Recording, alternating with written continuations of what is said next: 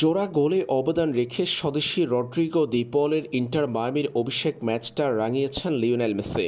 মেসির বডিগার্ড হিসেবে পরিচিত রদ্রিগো দি পলের অভিষেক হয়েছে ইন্টার মায়ামিতে, আর এই ম্যাচে একাধিক গোলে অবদান রেখেছেন Argentine superstar Lionel Messi.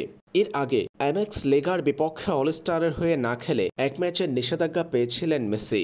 VIP গ্যালারিতে বসে সিনসিনাটির বিপক্ষে দলের ব্যর্থতা দেখতে হয়েছে আর্জেন্টাইন সুপারস্টারের। এবার নিষেধাজ্ঞা কাটিয়ে মাঠে ফিরেই চমক দেখিয়েছেন মেসি। রদ্রিগো দি পলের অভিষেক ম্যাচে ইন্টার মায়ামি জয় পেয়েছেন 2-1 গোলে। অ্যাটলাস ফুটবল ক্লাবের বিপক্ষে ইন্টার মায়ামির 2-1 গোলের জয়ের দিন আজ জোড়া গোলে অ্যাসিস্ট করেছেন আর্জেন্টাইন তারকা লিওনেল মেসি।